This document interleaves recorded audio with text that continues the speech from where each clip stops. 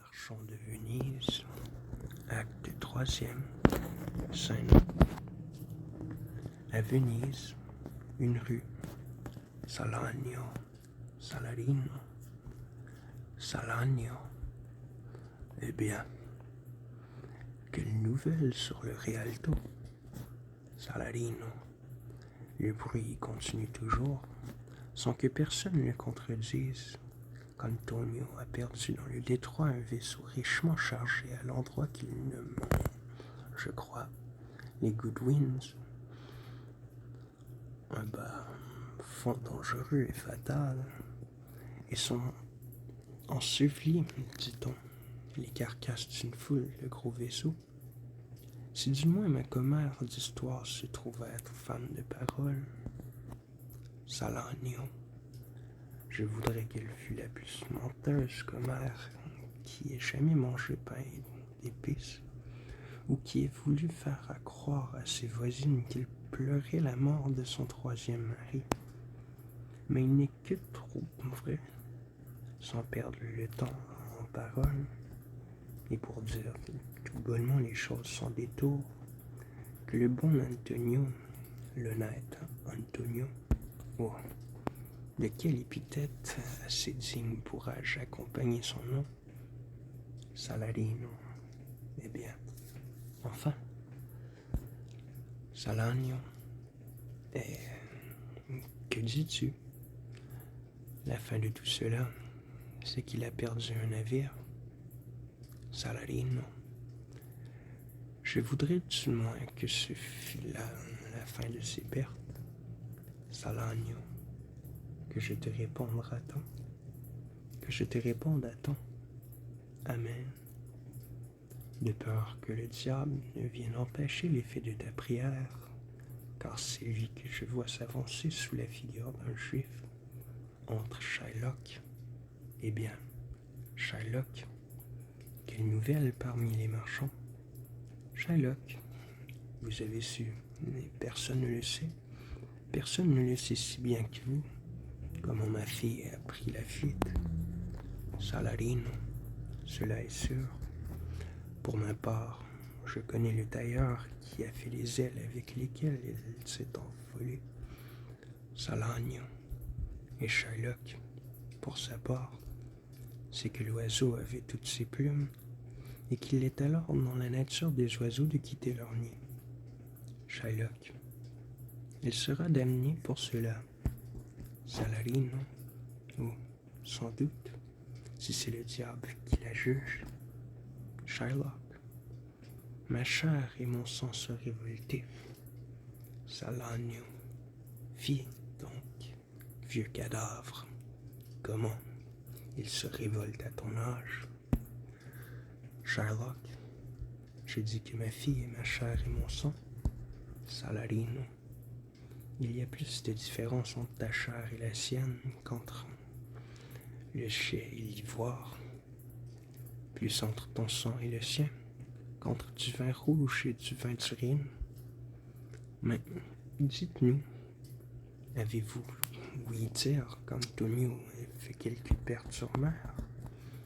Shylock, j'ai encore là une mauvaise affaire. Un banqueroutier, un prodige, qui ose à peine se montrer sur le Rialto, un mendiant qui vous venez faire l'agréable sur la place, qu'il prenne garde à son billet. Il avait coutume de m'appeler usurier, qu'il prenne garde à son billet. Il avait coutume de prêter de l'argent par charité chrétienne, qu'il prenne garde à son billet. Salarino. Mais je suis bien sûr que s'il manquait à ses engagements, tu ne prendrais pas sa chair. À quoi te servirait-elle? Shylock a amorcé des poissons. Elle nourrira ma vengeance si elle ne nourrit rien de mieux. Il m'a humilié. Il m'a fait tort d'un demi-million. Il a ri de mes pertes. Il s'est moqué de mon gain. Il a insulté ma nation. Il a fait manquer mes marchés. Il a refroidi mes amis, échauffé mes ennemis. Et pour quelle raison? Parce que je suis un juif. Un juif n'a-t-il pas des yeux? Un juif n'a-t-il pas des mains, des organes, des proportions, des sens, des affections, des passions? Ne se nourrit-il pas des mêmes aliments? N'est-il pas blessé des mêmes armes, sujet aux mêmes maladies, guéri par les mêmes remèdes, réchauffé par le même été, glacé par le même hiver qu'un chrétien? Si vous nous piquez, ne saignons-nous pas? Si vous nous chatouillez, ne rions-nous pas? Si vous nous empoisonnez, ne mourrons-nous pas? Et si vous nous outragez, ne nous vengerons-nous pas? Si nous sommes semblables à vous dans tout le reste, nous vous ressemblerons aussi en ce point. Si un juif outrage un chrétien, quelle est la modération de celui-ci? La vengeance? Si un chrétien outrage un juif, comment doit-il le supporter, d'après l'exemple du chrétien? En se vengeant? Je mettrai en pratique les scélératesses que vous m'apprenez, et il y aura malheur si je ne surpasse pas mes maîtres entre un valet, le valet d'Antonio. Messieurs, mon maître Antonio est chez lui et désire vous parler à tous deux. Salarino, nous l'avons cherché de tous côtés. Salanio, en voici un autre de la tribu. On n'en trouverait pas un troisième de la même secte, à moins que le diable en personne ne se fît juif. Salanio et Salarino sortent, entrent Tubal. Shylock. Eh bien, Tubal, quelle nouvelle de Jeanne? As-tu trouvé ma fille? Tubal.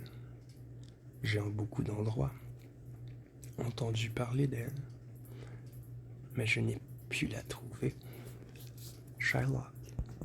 Quoi? Voyez un diamant qui m'a coûté 2000 ducats à Francfort, que voilà parti. Jamais notre nation ne fut maudite comme à présent. Je ne l'ai jamais éprouvé comme je l'éprouve aujourd'hui. 2000 ducats dans cette affaire et d'autres précieux bijoux. Je voudrais voir ma fille morte à mes pieds et les diamants à ses oreilles.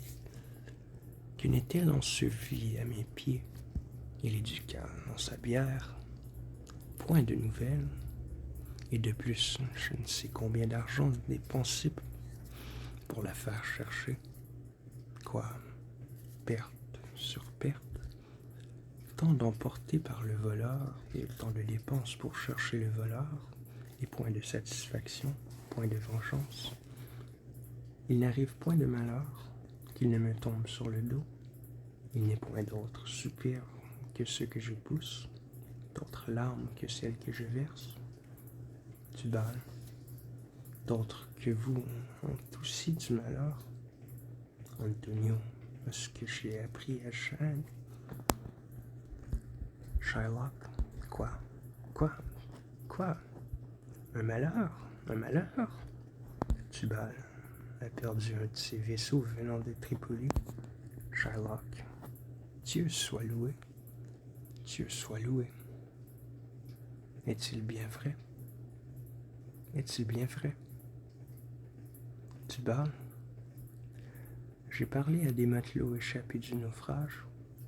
Shylock, je te remercie, cher Tubal. Bonne nouvelle. Ah. Où cela? À Gênes. Tubal, on m'a dit un soir à Gênes que votre fille avait dépensé 80 ducats. Shylock, tu m'enfonces un poignard. Je ne reverrai jamais mon or. 80 ducats dans un seul endroit. 80 ducats. Tubal, je suis arrivé à Venise avec différents créanciers d'Antonio, lesquels affirment qu'il n'y a d'autre parti pour lui que de faire banqueroute. Shylock, j'en suis ravi. Je le ferai souffrir, je le torturerai, j'en suis ravi. Tubal. L'un d'eux m'a montré une bague qu'il avait vue de votre fille pour un singe. Sherlock, la malheureuse. Tu me mets à la torture, Tubal. C'était ma turquoise. Je lus de Léa. Étant encore garçon, je ne l'aurais pas donné pour un désert plein de singes. Tubal. Mais Antonio est certainement ruiné. Sherlock. Oh, oui, cela est sûr. Cela est sûr. Va voir le commissaire. Préviens-le 15 jours d'avance. S'il manque, j'aurai son cœur.